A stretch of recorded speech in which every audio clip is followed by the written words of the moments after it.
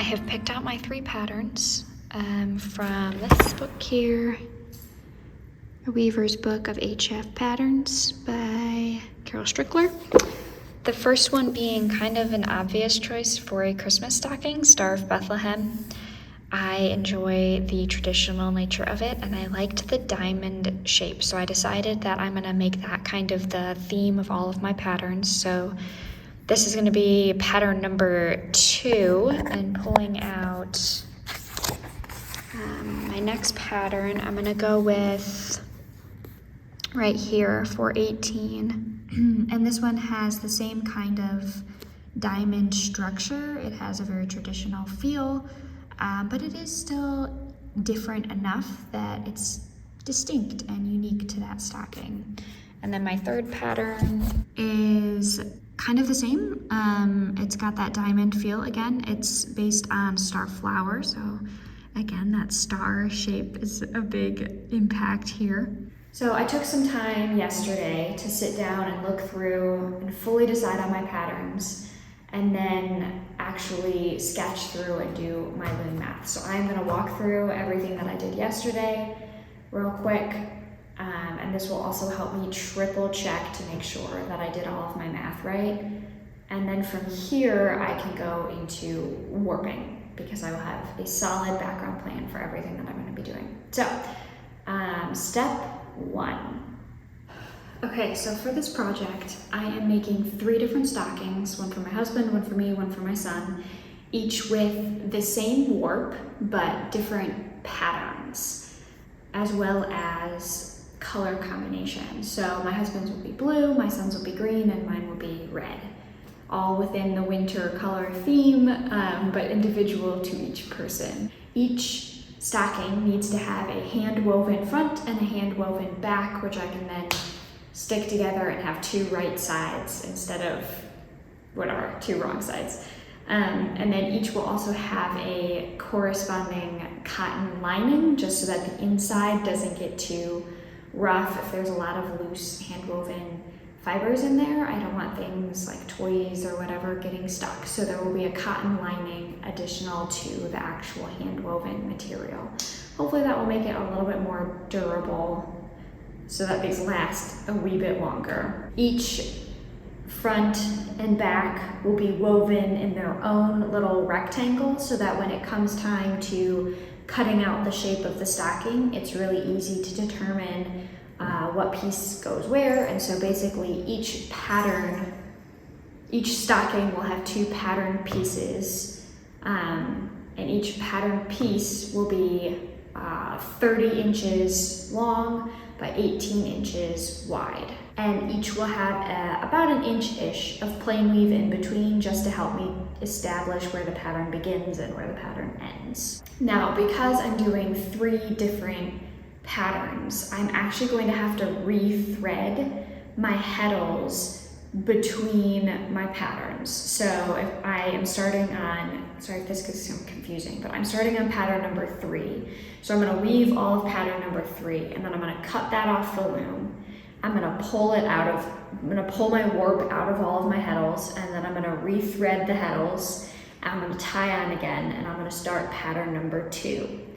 So I do have to consider in my Loom Math that I need to have an additional amount of loom waste, because each time I tie on again, I'm going to be essentially wasting an additional 6 inches of tie-on space. On top of that, I need to consider normal loom waste and then take up. So normal loom waste on my size loom is going to be about 24 inches for the back, and I usually overestimate and do about 12 inches for the front, and that gives me a little bit of wiggle room. So I do about a total 3 feet or a yard of loom waste. But because I need those 2 additional 6-inch, I guess, spacers between my 3 patterns, so I'll have 2 spacers, that's another 12 inches. So my total loom waste that I'm anticipating for this project is going to be 48 inches. And then my take up, because I'm doing a twill pattern, I'm going to estimate to be about 10%, depending on the fabric, it can be anywhere between 10, maybe 15%, but I'm gonna give it 10. That feels right to me. So basically for my math, before I get into that, so on top of that, I took my tencel, so my yarn is tencel 8/2, and I did a wraps per inch, which is when you take your ruler and you wrap your yarn around an inch of your ruler and you squeeze it all nice and tight without overlapping, and that gives you your wraps per inch. My wraps per inch was 32. That is not going to be my ends per inch because that would be way too tight. Then there wouldn't be room for a warp to go up and down. So for a good twill pattern, you want your wraps per inch to be, or you want your ends per inch to be about 2/3 of your wraps per inch. So my wraps per inch was 32, my ends per inch should be about 21. I am actually going to up that a little bit because I just did a project, well, for 2 reasons. Reason number 1, I just did a project with 24 ends per inch and 8/2 cotton, and it just works. It's the right size for that. Now, cotton and tencel are a little bit different, but I would argue that tencel is actually a little bit smaller than the cotton. And so I think that going up makes a lot more sense. Additionally, I currently only own a 12 dent reed, and 24 is easily divisible by 12. So I can do 2 warp threads in each dent and it will be cohesive and even versus trying to do like 21 divided by 12 and figuring out, I mean, I can do it. It would be like, what, 2 3s and then a 4 or whatever, but I don't want to get into that. I don't want to make that mess. That's not even right, but that's okay. I just don't want to end up there. So we're just doing 24. I know from experience that it will work well enough. And I've never worked with tencel before, but because the 8 works so well with the 8/2 cotton, I'm not super stressed about it. So my total ends per inch is just gonna be 24. It's gonna be smooth. It's gonna be easiest for me. So with all of that background information and my patterns picked out, I went through my overall Loom Math. So I know that I want my front and my back for each pattern to be 30 inches long and 18 inches wide, which means that I need 6 pattern pieces essentially of 30 inches long. So that means that my total just project length, not total warp length, but my just project length is 180 inches. Then on top of that, I know that I want to have those 48 inches of loom waist. And I know that I need to calculate in my 10% of take up, which 180 plus 48 is 228, and then we've got 10% of 228 is going to be 22.8. I'm going to round that 0.8 just away because it bugs me, so easy math. We have a total inches in length of 250 inches for my project. So that's going to be my total warp length, including that loom waist, including that take up, including all of my project. Again, if we've got my ends per inch at 24, if I want it to be 18 inches wide, when it comes off the loom, then I have to, again, account for shrinkage, just like I would have to for length, I have to for width as well. And so to kind of be on the overestimatory side, just in case side, I am actually going to make it a total width of 20 inches to start, and I think it'll shrink to be about 18, 19 inches. So what we have there is going to be 24 ends per inch at 20 inches. That's going to give me 480 total warp ends at a total length of 250 inches. When I multiply those together, I get a big number, but ultimately it comes down to, I know that for my warp, I need to have at least 3,333 yards of fabric, or of yarn, which I do easily. I think I actually have more than that.